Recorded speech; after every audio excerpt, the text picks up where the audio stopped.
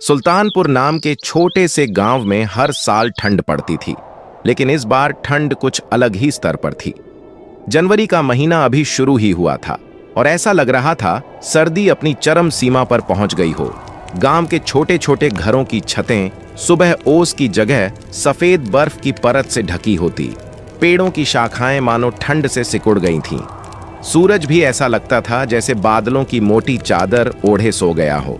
ठंड का मौसम अमीरों के लिए तो बहुत ही सुहाना होता है, लेकिन गरीबों के लिए मुसीबत का पहाड़ टूटने जैसा है। यह ऐसे ही एक गरीब परिवार की कहानी है।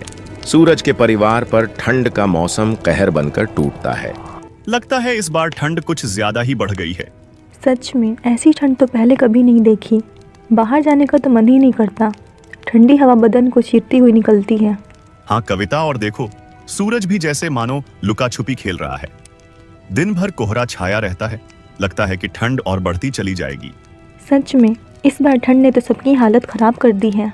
तुम बाहर कैसे जाओगे? तुम्हें तो सुबह सुबह उठकर सेठ मोहन जी की दुकान पर जाना पड़ता है। हम तो फिर भी घर में रहते हैं और चूल्हे के पास बैठकर कुछ गर्माहट ले लेते हैं। क्या करें कविता, काम तो करना ही पड़ेगा। सेठ जी को तो कोई फर्क नहीं पड़ता कि कितनी ठंड है, उन्हें तो बस काम समय पर चाहिए। अच्छा कविता, तो अब मैं चलता हूँ, नहीं तो मालिक फिर से गुस्सा करेंगे। सूरज एक चाय की दुकान पर चाय बनाने का काम करता था, जहां उसे बहुत कम पैसे मिलते हैं और उसके परिवार का गुजारा बस किसी तरह से चल रहा था। सुल्तानपुर गांव में हर साल सर्दी का मौसम आता था, लेकिन इस बार ठंड कुछ ज्यादा ही भयानक थी। आमतौर पर गांव के लोग सर्दी को हंसी खुशी सहन कर लिया करते थे, लेकिन इस बार मौसम में सभी को मुश्किल में डाल दिया। ठंडी हवाओं के साथ साथ आसमान में घने बादल छाए रहते, जिससे दिन भर ढूंढ का माहौल बना रहता था। गांव का चौपाल, जहां आम दिनों में लोग बैठकर बातें किया करते थे, अब सुना पड़ा था। ठंड ने हर किसी को घर में कैद कर दिया था। गोलू के पापा, आज घर में बहुत थोड़ा सा आटा है, बस 2 ही रोटी बन पाई है। एक रोटी मैंने आपके लिए बांध दिया है, दिन में खा लेना। बच्चों को आधी आधी रोटी खिला दूंगी। नहीं कविता, आजकल तो मुझे दिन में भूख ही नहीं लगती। वह दिन छोटा होने लगा है ना, इसलिए मैं तो दिन में चाय पीकर ही अपना काम चला लूंगा। आज मालिक सैलरी देंगे तो शाम को आते वक्त मैं राशन लेता आऊंगा।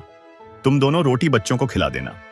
कविता को पता था कि सिर्फ 1 कप चाय पीने से पेट नहीं भरता, लेकिन वह हालातों के आगे मजबूर थी। सूरज घर से बाहर जाने के लिए निकलता है, लेकिन बाहर बहुत ठंड पड़ रही थी। आसमान से बर्फ के बड़े बड़े टुकड़े गिर रहे थे। सूरज के पास एक भी गर्म कपड़ा नहीं था। धोती कुर्ते में सूरज ठंड के मारे कप कांपने लगा। हे भगवान, बाहर तो बहुत ठंड है। इतनी ठंड में तो बाहर जाने की हिम्मत ही नहीं हो रही है। अपने आप को संभालता हुआ सूरज कड़कती ठंड में भी मालिक की दुकान पर सुबह 6 बजे पहुंच गया। आ गया तू, चल जल्दी से सारे बर्तन धो दे। बर्तन धोकर फटाफट अदरक वाली चाय बना, ग्राहक आने वाले हैं। जी मालिक, अभी बर्तन धो देता हूँ। बर्फ जैसे ठंडे पानी में बर्तन धोना सूरज के लिए बहुत मुश्किल होता था, लेकिन वह कहते हैं ना कि गरीबी सब कुछ करा देती है। बर्तन धोकर सूरज ने ग्राहकों के लिए चाय बनाई और सबको चाय दी। चूल्हा जलाने के बाद सूरज को ठंड से थोड़ी राहत मिली। सूरज का बहुत मन हो रहा था कि 1 कप चाय वह भी पी ले। हे भगवान, ठंडे पानी से बर्तन धोने के बाद हाथ तो मानो जैसे जम ही गए। इतनी ठंड हो रही है, क्यों ना 1 कप चाय मैं भी पी लूं। उसने मालिक को 1 कप चाय दी और खुद भी 1 कप चाय पीने लगा। तभी मालिक ने उसके हाथ में चाय का कप देख लिया और गुस्से से भड़कने लगा। ये क्या सूरज, तुम्हें यहाँ चाय बनाने के लिए रखा गया है या चाय पीने के लिए? मालिक, वह बहुत ठंड लग रही थी। गलती हो गई मालिक, आगे से चाय कभी नहीं पीऊंगा। ठंड लग रही थी, आज तो मैंने तुझे रंगे हाथों पकड़ लिया। ना जाने रोज तू कितने कप चाय पी जाता होगा। अब रोज के 2 कप चाय के पैसे तेरी सैलरी से काटूं, तब तुझे समझ आएगा। मुफ्त का सामान मिला नहीं कि लूटना शुरू। बेचारा सूरज तनख्वाह काटे जाने की बात से बहुत दुखी हो गया। उसे नहीं पता था कि 1 कप चाय की उसे इतनी भारी कीमत चुकानी पड़ जाएगी। शाम को उसे मालिक ने आधी तनख्वाह दी। मालिक, मुझे माफ कर दीजिए, अब से मैं चाय नहीं पीऊंगा, लेकिन मुझे पैसे पूरे दे दीजिए। मैं सच कहता हूं मालिक, आज मैंने पहली बार चाय पी थी। वह पहनने के लिए गर्म कपड़े नहीं है ना, इसलिए मुझे ठंड ज्यादा लगती है मालिक। अरे वाह, पूरे पैसे दे दूं तुझे और मुफ्त की चाय भी पिलाऊं। चल अब भाग यहां से। मालिक तेलीदास सूरज को काम पर से निकाल देता है। काम से निकाले जाने पर सूरज बहुत दुखी था। सूरज ने आधी तनख्वाह से कुछ पैसे बचाकर घर के लिए कुछ राशन ले लिया और घर आ गया। घर आकर उसने कविता को जब राशन दिया तब कविता ने कहा, इस बार तो आप हर बार से कम राशन लाए हैं, क्या बात है जी? सूरज ने कविता को सारी बात बता दी। मालिक ने आधी तनख्वाह काट ली। हे भगवान, तूने यह ठंड का मौसम बनाया ही क्यों? तुझे भी हम गरीबों के साथ मजाक करने में बहुत मजा आता है। ना तुम परेशान मत हो कविता, देखना एक दिन सब कुछ ठीक हो जाएगा। ये कुछ पैसे मैंने बचा लिए, इन पैसों से तुम बच्चों के लिए गर्म कपड़े और अपने लिए भी एक गर्म कपड़े खरीद लेना। वह तो ठीक है, लेकिन आपका क्या? आप रोज एक पतले से कुर्ते में रोज काम पर जाते हैं, आपको ठंड नहीं लगती होगी क्या? आपको गर्म कपड़ों की ज़्यादा ज़रूरत है, नहीं तो आपकी तबीयत खराब हो जाएगी। इन पैसों से आप अपने लिए स्वेटर खरीद लीजिए। बच्चों के पास तो अभी पुराने स्वेटर हैं, उनसे उनका काम चल जाएगा। मैं तो ज़्यादा समय चूल्हे के पास होती हूँ, मुझे तो ठंड कम लगती है। सूरज बाजार जाकर उन पैसों से अपने लिए स्वेटर खरीद कर ले आया। कविता जब खाना बनाती तो बच्चे ठंड से बचने के लिए चूल्हे के पास ही बैठे रहते हैं।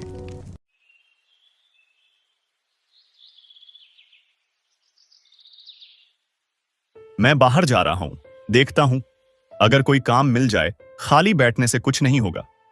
इस बार तनख्वाह भी कम मिली है।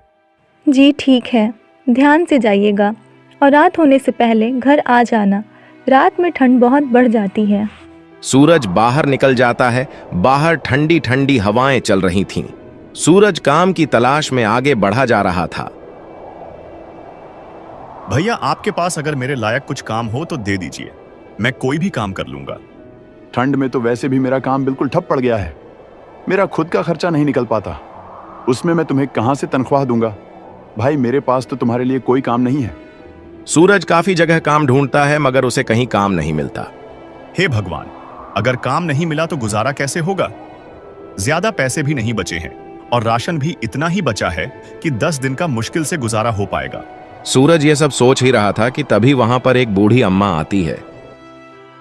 बेटा, क्या तुम मेरी मदद कर सकते हो? मेरा घर यहाँ से कुछ ही दूरी पर है। ठंड भी बहुत है ना, और मैं बहुत थक गई हूँ। यह कुछ मेरा सामान है, इसको मेरे घर तक पहुँचा दो बेटा, तुम्हारा बड़ा एहसान होगा।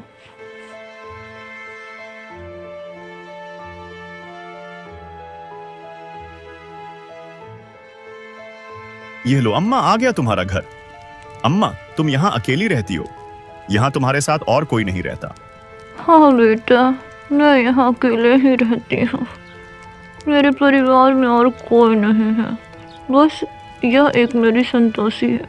ठंड बढ़ गई है ना, इसलिए जंगल से कुछ लकड़ियाँ लेने गई थी। आते आते देर हो गई। वो तो शुक्र है भगवान का जो वहाँ तुम मुझे मिल गए। अच्छा अम्मा, अब आप लकड़ियाँ जलाकर आराम कीजिए, मैं चलता हूँ, मुझे घर के लिए देर हो रही है।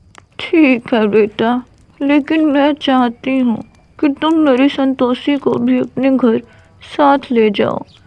मैं बहुत बूढ़ी हो चुकी हूँ, मैं संतोषी का ढंग से ख्याल नहीं रख पाती, इसलिए मैं चाहती हूँ कि तुम मेरी संतोषी का ख्याल रखो। ठीक है अम्मा, अगर आप इतना जोर रही है तो आज से मैं आपकी संतोषी का ध्यान रखूंगा।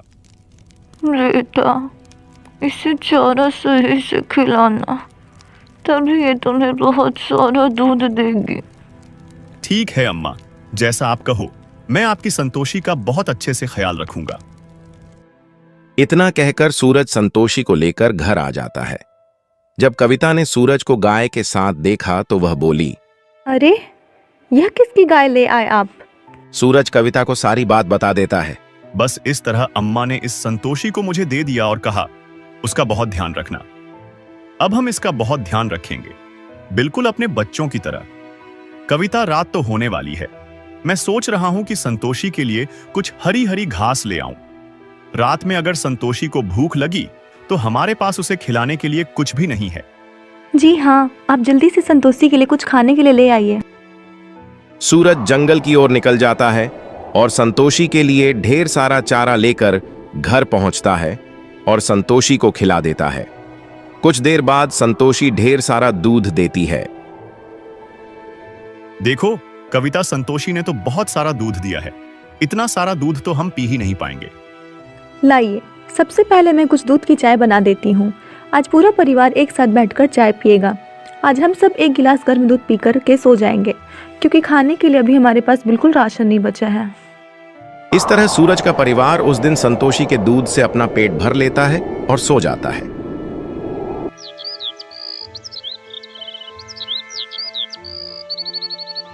जी, मैं सोच रही हूँ हमारे पास काफ़ी सारा दूध हो गया है, तो क्यों ना आप दूध से चाय का काम खोल लें। अभी ठंड का मौसम है, तो आपकी चाय काफ़ी अच्छी बिकेगी। तुम ठीक कह रही हो। मुझे चाय का स्टॉल लगा लेना चाहिए, लेकिन अभी तो हमारे पास स्टॉल लगाने के लिए भी पैसे नहीं है। एक स्टॉल लगाने में बहुत सारा सामान लगेगा और सामान को खरीदने के लिए तो पैसों की जरूरत होगी। जी, आप एक काम कीजिए, सेठ मोहन जी से कुछ पैसे उधार ले लीजिए। जैसे ही हमारा काम चलने लगेगा, हम उनके सारे पैसे वापस कर देंगे। यह विचार तो तुम्हारा बिल्कुल सही है कविता। मैं आज ही जाकर सेठ मोहन जी से कुछ उधार की बात करता हूं। सेठ जी, मुझे कुछ पैसे उधार चाहिए थे। वह मैंने ठंड में चाय का काम खोलने का सोचा है। बस उसी के लिए कुछ पैसे चाहिए थे। जैसे ही मेरा काम चलने लगेगा, मैं आपके पैसे वापस कर दूंगा। ठीक है सूरज, तुम बहुत नेक दिल इंसान हो, इसलिए मैं तुम्हें बिना कुछ गिरवी रखे उधार पर पैसे दे रहा हूं, पर मेरे पैसे समय पर चुका देना।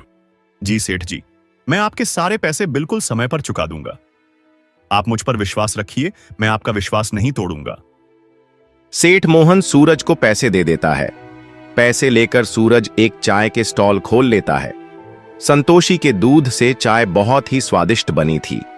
चाय बनाते ही उसकी खुशबू आज पास में फैलने लगी, जिससे लोग उसकी दुकान पर पास आकर उसकी चाय का लुत्फ उठाने लगे।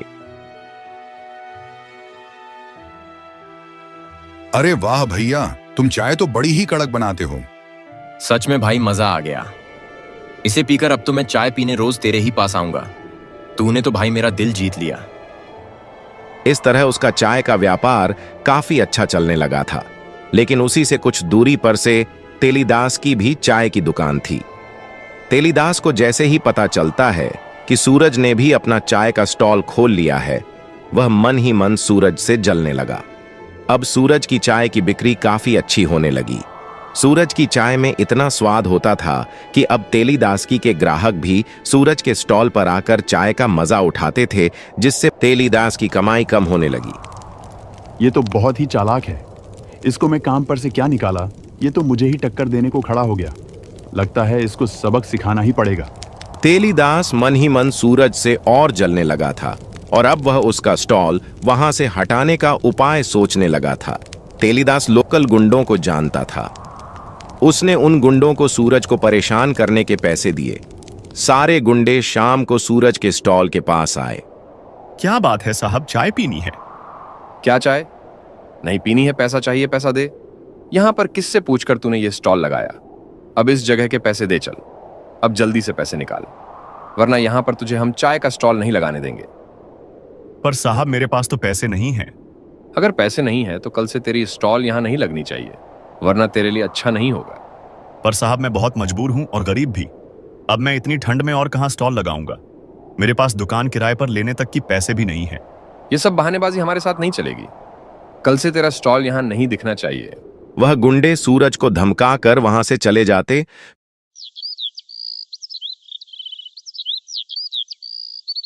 फिर अगले दिन सूरज फिर से वहां चाय का स्टॉल लगा लेता है।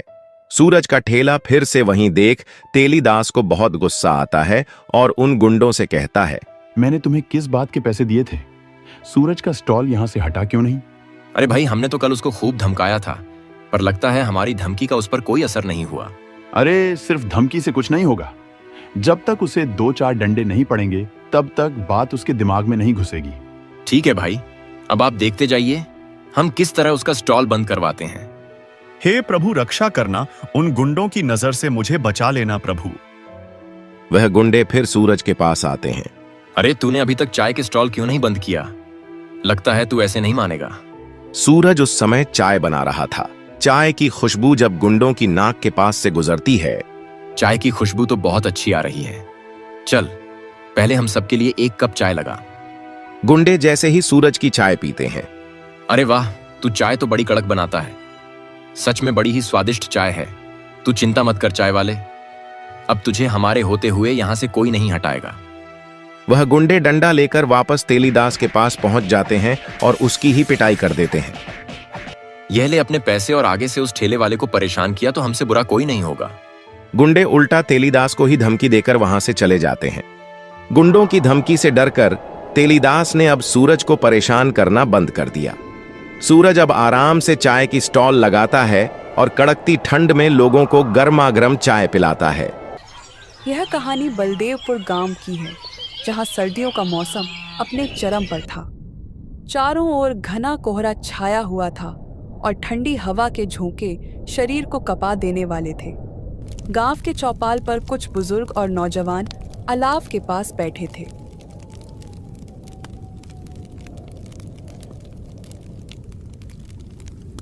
इस बार तो ठंड बहुत बढ़ गई है भाई, खेतों में काम करना मुश्किल हो गया है। और अभी तो सर्दी का सबसे मुश्किल समय आना बाकी है। हाँ सही कहा, पिछली रात तो कांपते हुए सोने में गुजारी। अगर ये ठंड ऐसी ही रही तो बहुत मुश्किल होगी। पता नहीं इस बार किसका क्या होगा, कुछ कह नहीं सकते। घर पर तो लकड़ी भी खत्म हो रही है, पता नहीं इस बार इसका सामना कैसे करेंगे। ये सर्दी हर साल गरीबों की हालत खराब कर देती है।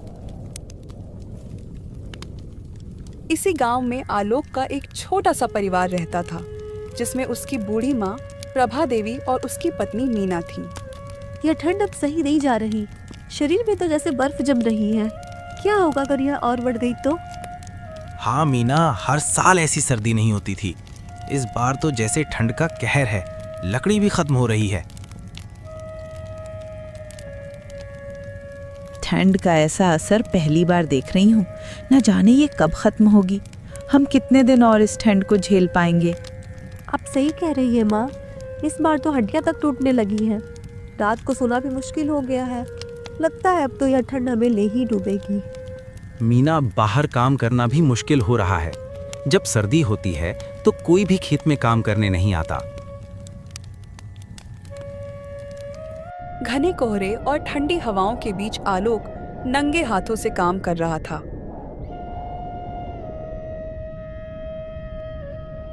हे भगवान, ये ठंड तो जान ले लेगी।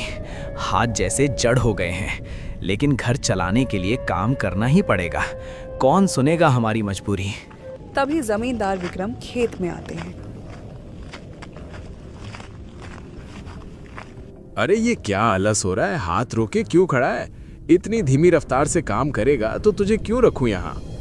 जमींदार जी, ठंड बहुत ज्यादा है, उंगलियां काम नहीं कर रही, सारा शरीर कांप रहा है। ठंड वंड का बहाना मत बना। तेरी हालत से मुझे कोई फर्क नहीं पड़ता। अगर काम नहीं कर सकता तो घर बैठो। यहाँ काम चोरों के लिए जगह नहीं है। जल्दी हाथ चला। जमींदार जी, मैं अपनी पूरी ताकत लगा रहा हूँ, लेकिन सर्दी अब हड्डियों में चुभ रही है।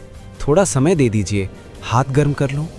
तुझे अपने हाथ गर्म करने की फिक्र है और मुझे अपने खेत का नुकसान देखना पड़ रहा है। अगर यहाँ काम नहीं कर सकता तो तेरी जगह लेने वालों की कोई कमी नहीं है, समझा?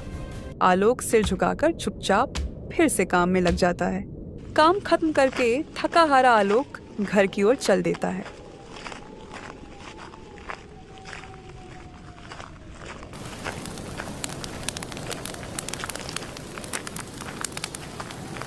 आलोक भाई, आप तो लग रहे हो जैसे बर्फ में फंसे हो। आओ हमारे पास बैठो, यहाँ थोड़ी गर्मी मिल जाएगी। नहीं भाई, मुझे तो बस घर पहुँचना है, काम करके थक गया हूँ। तुम सच में बहुत थके हुए लग रहे हो। आओ थोड़ी देर बैठो, हमें भी तुमसे बात करनी है। ये ठंड सभी को परेशान कर रही है, लेकिन उम्मीद मत छोड़ो आलोक भाई, एक दिन सब कुछ बदल जाएगा।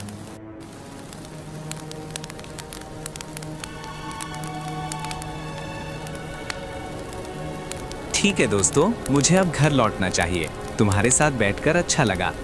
तुम भी ध्यान रखना आलोक भाई।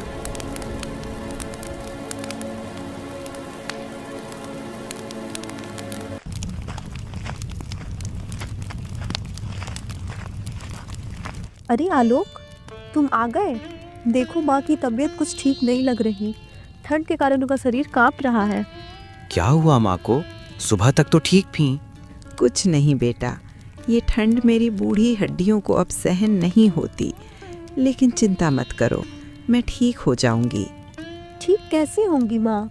घर में न ढंग के कपड़े हैं, न अच्छी रजाई। ठंड में रहना मुश्किल हो गया है। तुम ठीक कह रही हो मीना, लेकिन हमारी हालत ऐसी नहीं है कि नई रजाई ले आऊं। मेरे पास तो लकड़ी तक खरीदने के पैसे नहीं हैं। कुछ तो करना पड़ेगा आलोक। अगर माँ की तबीयत और बिगड़ गई तो क्या करेंगे? मैं गांव के जमींदार विक्रम से कुछ पैसे उधार मांगने की कोशिश करता हूँ। पहले माँ की हालत संभालनी होगी। बेटा, जमींदार विक्रम के आगे झुकने की जरूरत नहीं है। भगवान पर भरोसा रख, ये ठंड भी निकल जाएगी। माँ, हमें आपकी सेहत का ख्याल रखना है। आलोक, मैं रसोई में जाकर गर्म पानी करती हूँ, शायद इससे कुछ आराम मिले। ठीक है मीना, मैं भी जमींदार विक्रम से बात करने का रास्ता देखता हूँ। माँ, आप चिंता मत करो, सब ठीक हो जाएगा।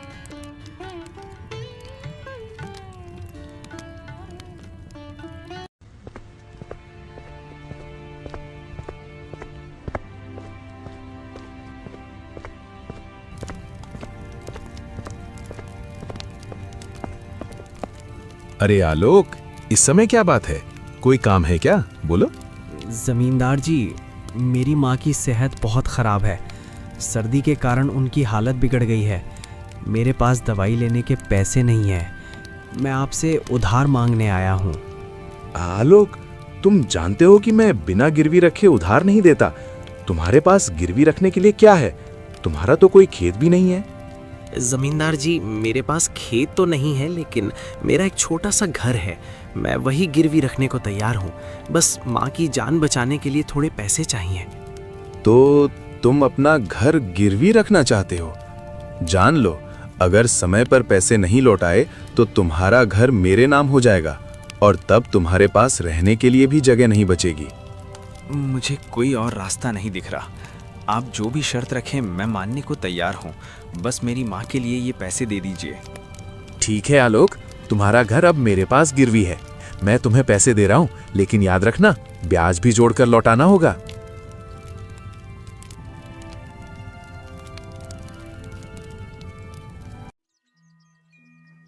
आलोक पैसे लेकर भारी मन से घर की ओर चल पड़ता है और माँ के लिए दवाई, रजाई, आटा और दाल लेकर लौटता है।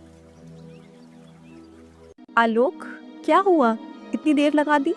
जमींदार विक्रम ने पैसे दिए? हाँ मीना, लेकिन इसके बदले मुझे अपना घर गिरवी रखना पड़ा। अब जमींदार विक्रम के पैसे चुकाने तक ये घर भी हमारा नहीं रहेगा।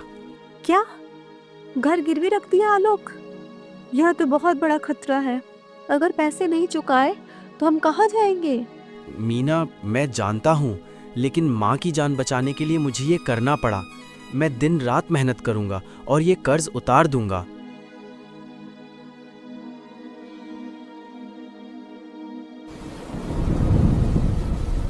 अगली सुबह तेज बारिश हो रही थी और ठंड अपने चरम पर थी। आलोक, ये बारिश तो थमने का नाम ही नहीं ले रही। ठंड भी बढ़ती जा रही है। ऐसे में काम पर कैसे जाना होगा? काम पर ना जाऊं तो घर का खर्च कैसे चलेगा? बारिश और ठंड की परवाह किए बिना जाना तो पड़ेगा। लेकिन इतनी ठंड में बाहर जाना ठीक होगा? कम से कम बारिश थमने का इंतजार तो कर लो। बीमार पड़ने का समय नहीं है मीना। ये मौसम चाहे जैसा भी हो, काम पर तो जाना ही पड़ेगा। इतना कहकर आलोक तेज बारिश और ठंडी हवाओं के बीच काम पर जाने के लिए निकल पड़ता है। अगले दिन भी मौसम ने राहत नहीं दी।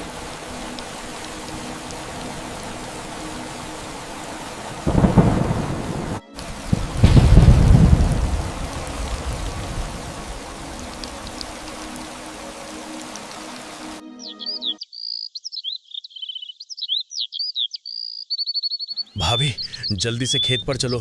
आलोक भाई को कुछ हो गया है। क्या हुआ रोहन? वह तो थोड़ी देर पहले ही खेत को गए थे। सब ठीक तो है? बारिश में काम करते करते अचानक बेहोश हो गए हैं। लगता है ठंड से उनकी हालत खराब हो गई है। जल्दी चलिए। हे भगवान, मेरे आलोक को कुछ होने मत देना। मीना जल्दी से रोहन के साथ खेत की ओर दौड़ पड़ी। आलोक खेत पर बेहोश पड़ा था।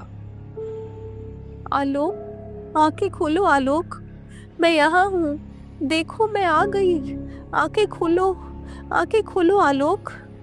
लेकिन नवीन के शरीर में कोई हरकत नहीं थी। रोहन ने उसकी नब्ज टटोलने की कोशिश की।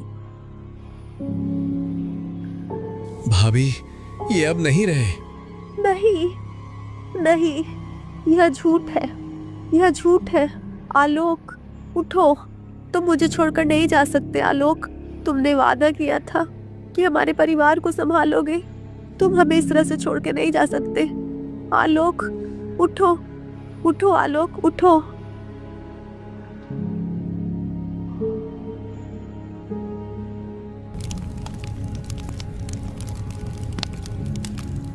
आलोक की मौत की खबर जब उसकी बूढ़ी और बीमार माँ को पता चली तो वह यह सदमा बर्दाश्त नहीं कर पाई और वह भी चल बसी।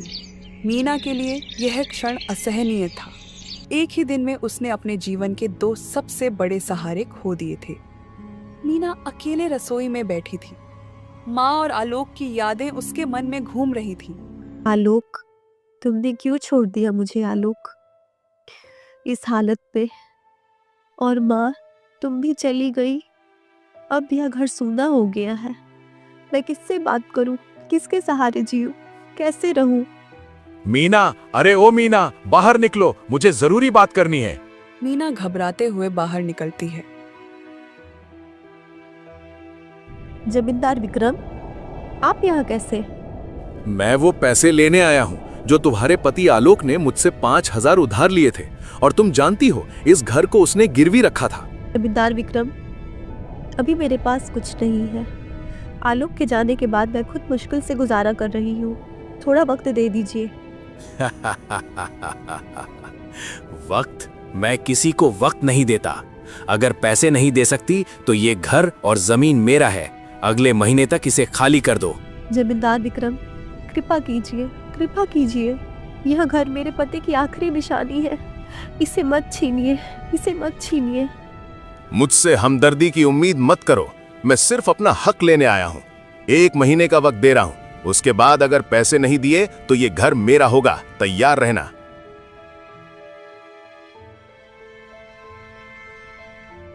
मीना ने अपने पुराने कपड़े पहने और गांव के घरों की ओर बढ़ी। भैया, मुझे कुछ काम दे दो। घर में भी जो छोटा मोटा काम हो मैं कर लूंगी। मेरी मदद करो, मैं बहुत मुश्किल में हूँ। लेकिन अंदर से कोई आवाज नहीं आई। बहन जी, अगर कुछ काम हो तो मुझे दे दीजिए, मुझे बहुत जरूरत है। इस समय हमारे पास कोई ज्यादा काम नहीं है। मैं अपना काम खुद ही कर लेती हूँ। तुम किसी दूसरे घर जाओ। बापरे, यह ठंड, यह सर्द हवाएं, सब मेरे लिए है। कोई नहीं है जो मेरी मदद करे, लेकिन मुझे हार नहीं माननी है। मुझे अकेले ही जीना होगा। मीना घर लौटी और उसे एहसास हुआ कि घर में खाने के लिए कुछ भी नहीं था। वह चूल्हे के पास बैठ गई, फिर निराश होकर खाली पेट सोने चली गई।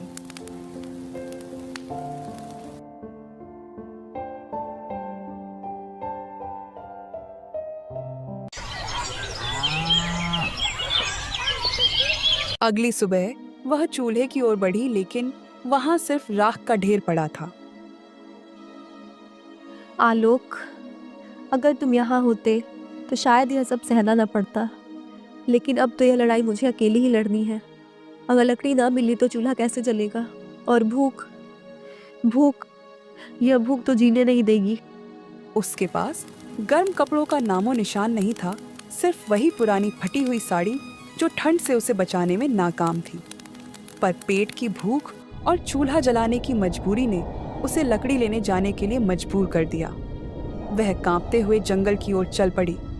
जंगल पहुंचकर उसने लकड़ियां खोजनी शुरू की। बारिश ने सब कुछ गीला कर दिया था, लेकिन किसी तरह उसने सूखी लकड़ियां इकट्ठी की। ठंड से कांपते हाथों से लकड़ियों का गट्ठर उठाया और घर की ओर चल पड़ी। देखते ही देखते आज 1 महीना पूरा हो गया था। अब उसे जमींदार जी की धमकी और घर को बचाने की फिक्र उसके दिल में गूंज रही थी। लेकिन वह क्या करती? खुद पानी पीकर पेट की भूख मिटा रही थी, तो जमींदार साहब को कहां से पैसे देती?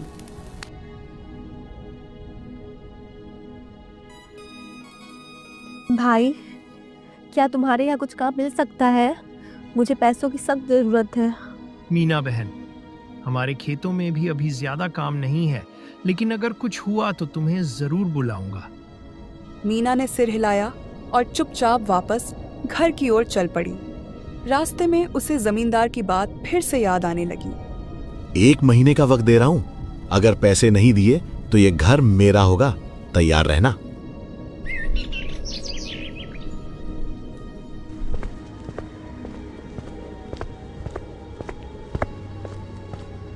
मीना, बाहर निकलो। मैं आज अपने पैसे लेने आया हूं, कोई बहाना नहीं चलेगा। नमस्ते ठाकुर साहब, बताइए क्या करना है? क्या करना है ये तू मुझसे पूछ रही है? अब 1 महीना हो गया है और मैं अपने पैसे लेने आया हूँ। आज मैं खाली हाथ नहीं जाऊंगा। जमींदार विक्रम, मैं क्या करूँ? मेरे पास सच में कुछ नहीं है। मीना, ये तेरे रोने धोने की बातें मुझे मत सुना। अगर पैसे नहीं दे सकती तो घर खाली कर दे, ये घर अब मेरे नाम है। जमींदार विक्रम, मुझे थोड़ा और वक्त दीजिए। मैं कुछ काम ढूंढूंगी, मजदूरी करके पैसे जुटाने की कोशिश करूंगी। देख मीना, मुझे तेरी हालत का अंदाजा है, लेकिन ये मेरी रोजी रोटी का सवाल है। मैं तुझे 15 दिन का और वक्त देता हूँ। उसके बाद अगर पैसे नहीं मिले तो ये घर मेरा, समझी?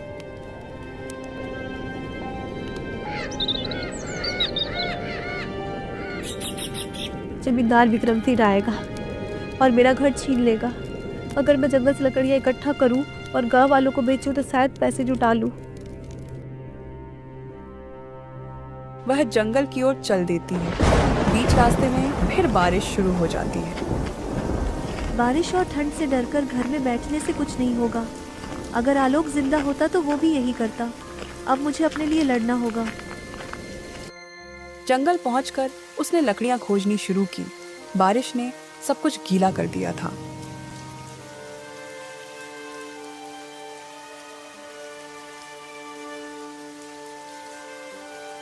लोग सोचते हैं कि इस ठंड में जंगल जाना मुश्किल है, लेकिन मुझे तो ये करना ही पड़ेगा। ये लकड़ी मेरे घर को बचाने का एक जरिया है।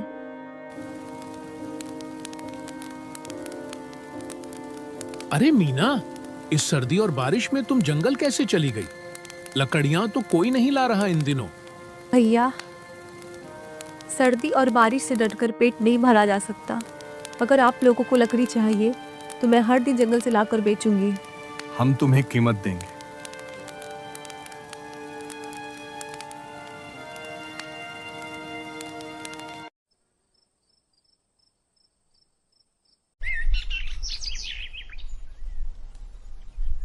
बहुत दिनों से मीना अपने घर के पीछे की तरफ से आती जाती थी, पर आज मीना अपने घर के आगे वाले गेट के पास लकड़ी बेचने का काम शुरू की। इस कठिन समय में मीना अकेली थी जो जंगल से लकड़ियां ला रही थी। धीरे धीरे गांव के लोग उसके घर के बाहर जमा होने लगे। हर किसी को लकड़ी चाहिए थी। मीना ने अपनी मेहनत और ईमानदारी से सिर्फ 15 दिनों में ठाकुर साहब का पूरा कर्ज चुका दिया। गांव के लोग उसकी मेहनत की सराहना करने लगे और मीना एक मिसाल बन गई। उसका संघर्ष एक नई शुरुआत का संकेत था।